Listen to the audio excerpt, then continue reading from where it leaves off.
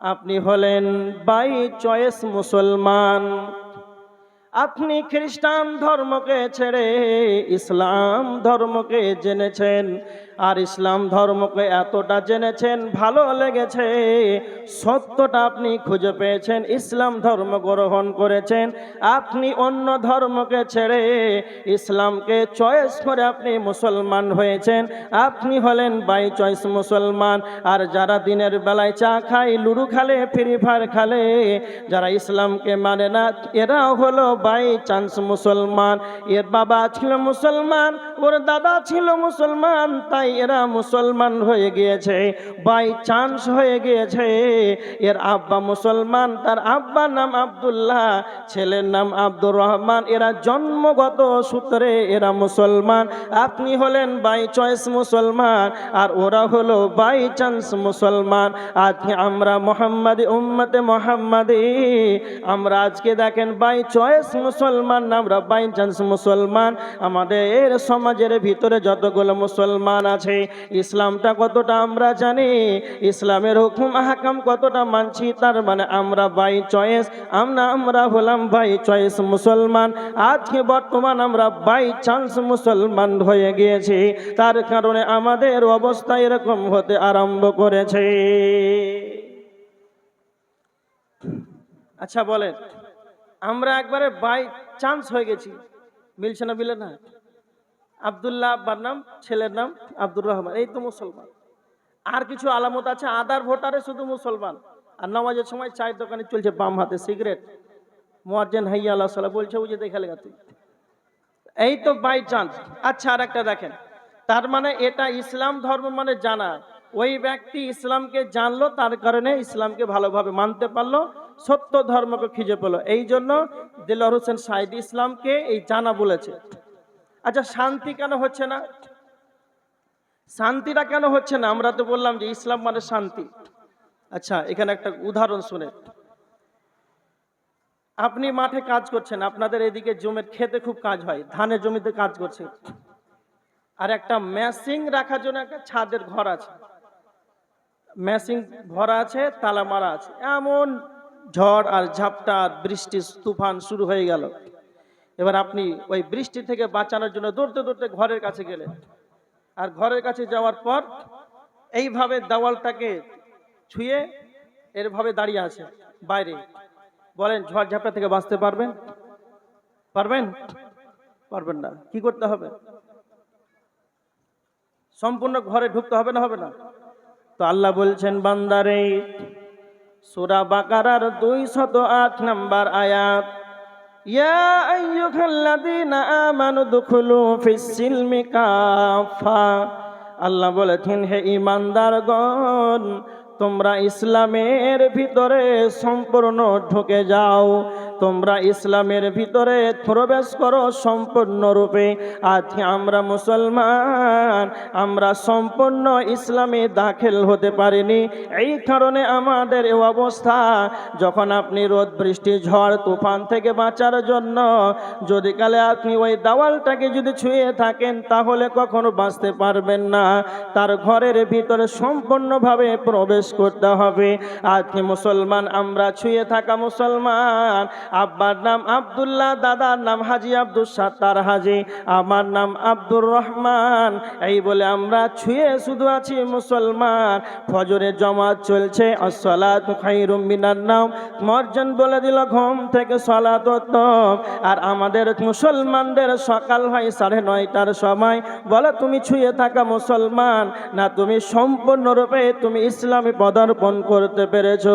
তুমি ইসলামকে শুধু হালকা ছুঁয়ে আছো নামের মুসলমান, এজন্য তুমি মুসলমান হয়ে, ইসলাম মানে শান্তি, সেই ইসলাম যে শান্তি, যাই মজা, সেই স্বাদটা তুমি যেন পাবে না।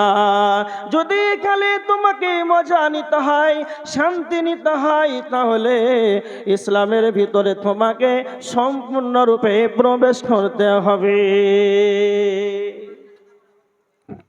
এবার দেখেন একটা কথা বলি, ইসলামের ভিতরে সম্পূর্ণরূপে একবারে প্রবেশ করতে হবে, এতটা বুঝতে পারলেন? শুধু আমাদের রোগগুলো বলছি, আমাদের যেই রোগের কারণে আজকে আমাদের এই ডাক্তার খুঁজে পাওয়া যাচ্ছে না, এখন এমন রোগের আমরা আসামি, সেই অসুখগুলো আপনাদেরকে বলছি যে এইগুলো আমাদের ভিতরে আছে কি না আছে। এবার আপনাকে একটা কথা বলি, পৃথিবীতে আমরা মুসলমান, ইসলামের ভিতরে সম্পূর্ণ দাখিল হতে পারেনি। শুধু ইসলামে আমরা নামে মুসলমান, আর কিছু করছি, কিছু মানছি, কিছু ছাড়ছি। আচ্ছা বলেন, একটা ভালো করে কথা বলছি, আপনাকে শুনেন। পৃথিবীতে আজাব মুসলমানদের হচ্ছে কেন, এত কষ্ট, এই বিপর্যয় আসছে কেন? সরাসরি আপনাকে কোরআনের একটা আয়াত বলছি। আল্লাহ বলেছেন সূরা বাকারার 85 নম্বর আয়াত, আল্লাহ বলেছেন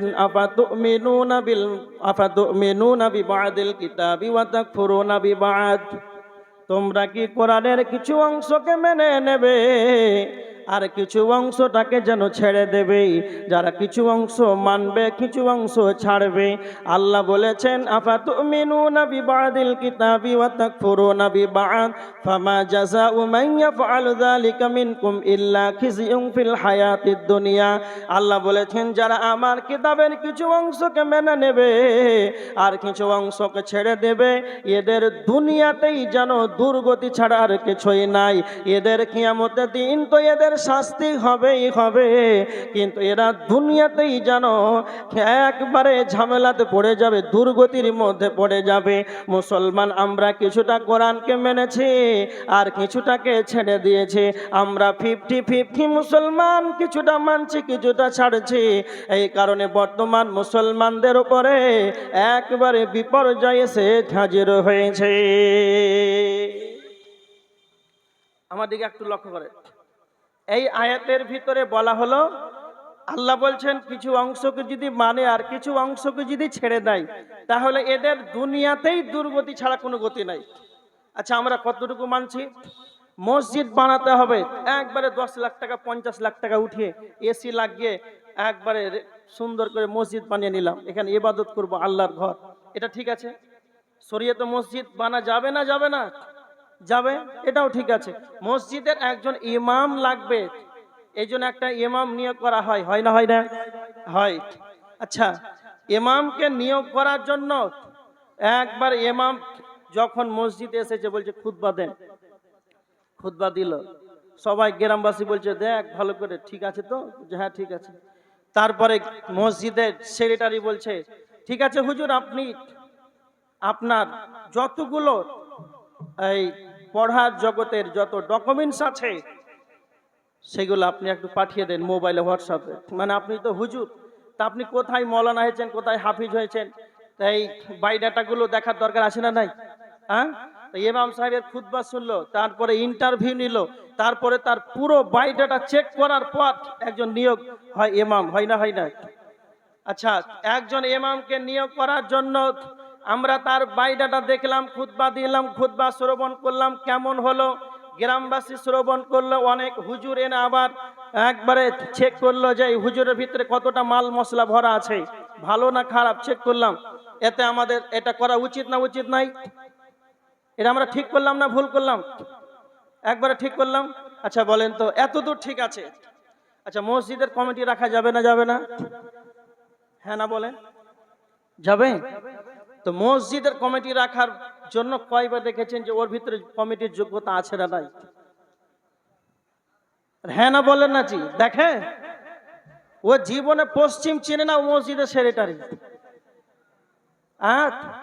পশ্চিম কি শুক্রবারের দিন ছাড়া ওর মসজিদে হাজিরি নাই, ও শুধু ওই মসজিদের ক্যাশিয়ার আছে, আর ওই জুমার কোটার টাকাটি আনার জন্য শুধু মসজিদে আছে, নামাজ পড়া ছুটে যাক, পায়খানে বসে থাকবে। এই হচ্ছে মসজিদের সেক্রেটারি আর কমিটি।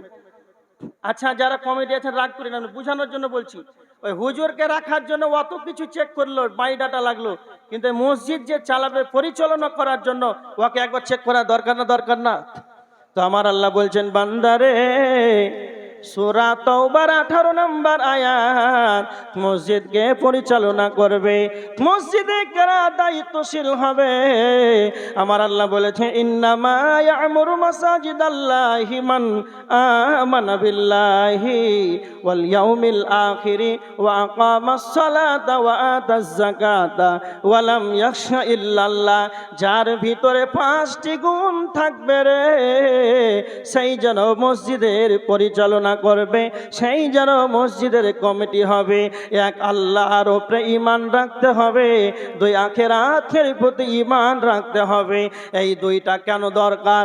যখন তার ভিতরে ঈমান থাকবে, আখিরাতের আল্লাহর ঈমান থাকবে, তখন যখন মসজিদে টাকাটা যখন সে ক্যাশিয়ার নিজের বাড়িতে নিয়ে যাবে, তখন সেই টাকাটার হেফাজত করবে। না জানি কিয়ামতের ময়দানে আল্লাহ প্রত্যেকটা টাকার প্রত্যেকটা দায়িত্বর জবাব নেবে। আমার যেন এই হিসাবে যেন কোনো রকম ভুল না হয়। যখন তার আখিরাতের প্রতি ঈমান থাকবে, সে মনে ভাববে আমাকে আল্লাহর সম্মুখে দাঁড়াতে হবে, আর সমাজের টাকার যেন সেই নেতৃত্বের হিসাব আমাকে দিতে হবে। অটোমেটিকলি তার ঈমানের চেতনা যখন খুলে যাবে, তার ক্যাশিয়ারি যেন তার হুঁশ তার জ্ঞানটা খুলে যাবে। নাম্বার 3 আল্লাহ বলেছেন ওয়াকামুস সালাতা, মসজিদের কমিটি তারা হবে যারা সালাত আদায় করবে, মসজিদের কমিটি যারা হবে তারা যাকাত আদায় করবে। নাম্বার 5 আল্লাহ বলেছেন ওয়ালাম ইয়াখশা ইল্লাল্লাহ, যারা একমাত্র আল্লাহকে ভয় করবে, অন্য কাউকে ভয় করবে না। এই 5টা গুণ যাদের ভিতরে থাকবে, আজকে বর্তমান যারা 5 ওয়াক্তের মুসাল্লি, যারা তাহাজ্জুদ সালাত আদায় করে পর্যন্ত আজকে তাদের মুখে দাঁড়িয়ে আছে, তাদেরকে মসজিদের ক্যাশিয়ার রাখা হচ্ছে না। যারা একবারে হিজড়ে কোয়ালিটির মাল, যারা সকাল সন্ধ্যা ছেঁচে আসে, এই রকম মাল কটাকে মসজিদের কমিটি বসিয়েছে। তাহলে নবীজের সুন্নাতকে জবাই করে, নবীজের সুন্নাতকে যে সিলেনে বসে জবাই করে, সেলুন নাপিতের মালিক যেন পা দিয়ে সুন্নাতটাকে যেন পা দিয়ে দেয়। এই রকম বিহায়া নরহায়া নর পশুকে মসজিদের কমিটি বানিয়েছে। তো আমার আল্লাহ বলছেন গোলাম রে, তোমাকে মসজিদ বানাতে হবে, এটা তোমার শরীয়ত ঠিক আছে। একজন ইমাম লাগবে যোগ্যতা ব্যক্তি, তো এটা তোমার জন্য ঠিক আছে। আর যখন তুমি মসজিদের কমিটি রাখবে, তখন তুমি আমার গ্রন্থ কোরআনের আয়াত থেকে তোমার মনে পড়লো না, সূরা তাওবার 18 নম্বর আয়াত থেকে তোমার মনে পড়লো না। কিছুটা মানবে আর কিছুটা ছেড়ে দেবে, কিছুটা মেনে নিবে কিছুটা ছেড়ে দেবে। ফামা জাযাউ মান ইয়াফআল যালিকা মিনকুম ইল্লা খিজিয়ুন ফিল হায়াতিদ দুনিয়া, তবে তোদের দুনিয়াতে দুর্গতি ছাড়া আর কিছুই হতে পারে না। দুনিয়াতে দুর্গতি ছাড়া আর কিছুই হতে পারে না। জালসা করছি সেই করছি, দম বেরিয়ে যাচ্ছে। এত সুন্দর মাইক, কলিজা ঠান্ডা হয়ে গেল, বারবার পানি খেতে হচ্ছে। বিসমিল্লাহ।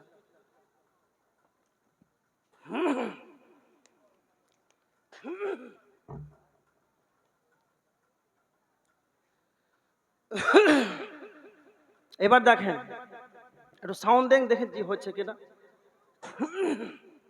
আচ্ছা, এত দূর বুঝতে পারলেন?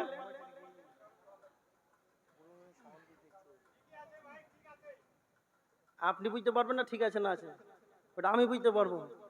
ঠিক আছে, ওরকম যদি সবাইকে বলি ঠিক আছে, তা আমি যদি এখন বন্ধ করে দিতে শুনতে পাবেন না?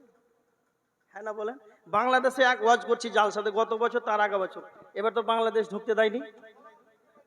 এত ফ্যান চলছে তো মাথা গরম করে হয়ে গেল আপনার, এত রিলেক বসে আছে। হ্যাঁ, শুনতে মাইকটা না নিয়ে আসলে শুনতে পারতেন। মসজিদে চলেন,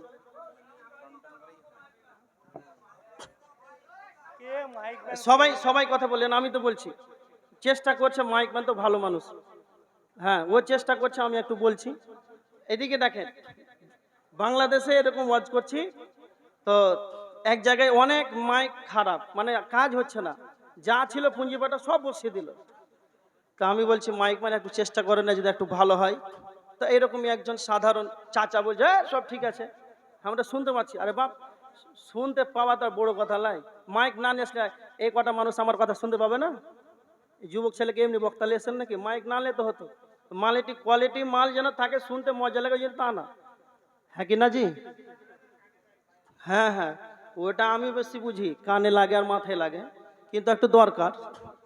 এবার দেখেন, যতটুকু আমি আলোচনা করলাম শুধু আমার দিকে একটু মিলিয়ে দেন যে আমাদের শান্তি হচ্ছে না কেন, ইসলামকে আমরা জানি না, ঠিক আছে পয়েন্ট, এই কারণে আমরা শান্তি পেছি না। 2, আমরা ইসলামকে মানি না, জানি না তাই।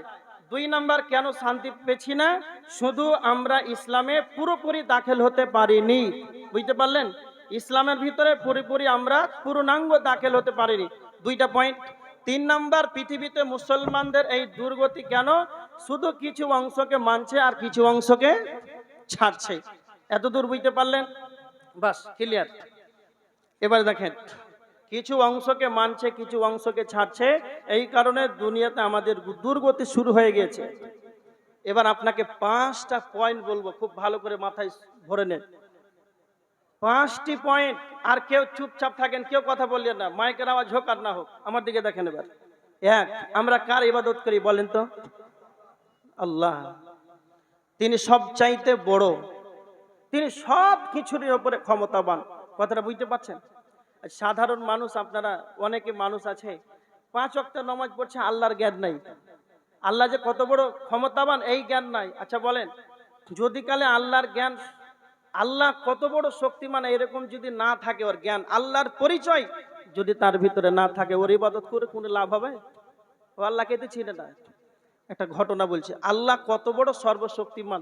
এইরকমই একজন সাধারণ স্বাভাবিক একজন হাজী সাহেব, মানে শিক্ষিত মানুষ না, তো মসজিদে রাত 2টার সময় ইবাদত করছে। ভালো করে শুনেন, রাত 2টার সময় তাহাজ্জুদের সালাত আদায় করছে, হাত তুলে দোয়া করছে, প্রতিদিনই করছে। আর শয়তান এসে বলছে, হাজী সাহেব, শয়তানের চক্রটা দেখেন, ওকে ভাঙাচ্ছে যে আপনি যার ইবাদত করছেন এত রাত জেগে কষ্ট করে, আপনার রব, আপনার আল্লাহকে সারা বিশ্বটাকে একটা ডিমের ভিতরে ভরতে পারবে? আপনারা কি বলছেন, পারবে? মানে সারা পৃথিবীটাকে একটা ডিমের ভিতরে ভরতে পারবে? কে বলছেন পারবে? পারবে? আল্লাহ পারবে। তো এই যে হাজী সাহেব, এ কিন্তু অতটা জ্ঞান নাই, ওর মাথা ঘুরে গেল যে সারা পৃথিবীটা একটা ডিমের ভিতরে ভরবে, এটা হতে পারে? তো শয়তানকে বলছে, হ্যাঁ এটা হয় কখনো? পারবে না। তার মানে ওর আল্লাহর পরিচয় তার ভিতরে নাই। ও ওখান থেকে পাস, মানে ওর যেটা কাজ ওটা কাজ হয়ে গেছে। এবার মসজিদে আপনাদের ইমাম সাহেব পাশে রুমে শুয়ে আছেন। এবার শয়তান এসে বলছে, ও ইমাম সাহেব, আপনি যে না যাকে না দেখে এত কষ্ট করে রাত জেগে ইবাদত করছেন, মসজিদ চালাচ্ছেন, আজান দিচ্ছেন, নামাজ পড়াচ্ছেন, তো বলেন তো আপনার রব কি সারা পৃথিবীটাকে একটা ডিমের ভিতরে ভরতে পারবে? তখন ইমাম সাহেব তো শিক্ষিত মানুষ, তখন ইমাম সাহেব বলছেন, ইন্নাল্লাহা আলা কুল্লি শাইইন কাদির, নিশ্চয় আল্লাহ সব কিছুর উপরে ক্ষমতাবান। এটাই শুধু শেষ নয়, সূরা ইয়াসিনের 82 নম্বর আয়াত আল্লাহ বলেছেন, ইন্নামা আমরুহু ইযা আরাদা শাইআ আইয়াকুলা লাহু কুন ফায়াকুন। আল্লাহ যখন কোনো জিনিসকে বানাবার ইরাদা করেন, ইচ্ছা করেন, কেবল তিনি বলেন কুন হয়ে যা, ফায়াকুন, ততক্ষণ সেটাই হয়ে যায়। আল্লাহ সুবহানাহু ওয়া তাআলা আসমান আর জমিনকে ফি সিত্তাতি আইয়াম, 6 দিনে বানিয়েছেন। আল্লাহকে কোনো লেবার লাগে নাই, আল্লাহ শুধু বলেছেন কুন হয়ে যা, ফায়াকুন, ততক্ষণ সেটাই হয়ে গিয়েছে। তার মানে আমরা এমন একজন রবের ইবাদত করি, তিনি এত বড় ক্ষমতাবান, তিনি সব কিছুই করতে পারেন। শুধু ডিমের ভিতরে কেন রে, তুই যেখানে ভরতে বলবি আমার আল্লাহ সব জায়গাতে পৃথিবীটাকে ভরে দেবে। শয়তান তো অপমান। হ্যাঁ, শিক্ষিত লোক আর মূর্খ লোকের কতটা পার্থক্য। আমার বলা বাহুল্য কথা এতটুকু যে আমরা এমন একজন রবের ইবাদত করি, তিনি সব চাইতে বড়। বলেন, তিনি সব চাইতে বড়, হ্যাঁ না না? বুঝতে বলেন। নাম্বার 2 নাম্বার পয়েন্ট, আমাদের নেতাকে আমরা কার অনুসরণ করে চলি? দাঁড়িয়ে রেখেছি কার অনুসরণ করে? নবী মুহাম্মদ বলেন সাল্লাল্লাহু আলাইহি ওয়াসাল্লাম। আমাদের এমন একজন নেতা, আমরা এমন একজন নেতা পেয়েছি, তার নাম হচ্ছে নবী মুহাম্মদ, বিশ্ব নবী, নবী মুহাম্মদ রাসূলুল্লাহ সাল্লাল্লাহু আলাইহি ওয়াসাল্লাম। এই নবীজির চরিত্রটা এতটা ভালো, আল্লাহ কোরআনে আয়াত নাজিল করেছেন, সূরা কলমের 4 নম্বর আয়াত, ওয়া ইন্নাকা লাআলা খুলুকিন আযীম। আল্লাহ বলছেন, হে নবী মুহাম্মদ, আপনি হলেন উত্তম চরিত্রের অধিকারী। তার মানে আমরা যার ইবাদত করি তিনি সব চাইতে বড়, আমরা যার অনুসরণ করি এমন একজন নেতা, তিনি সব চাইতে চরিত্রবান। নাম্বার 3, আমরা কোন ধর্মের মানুষ?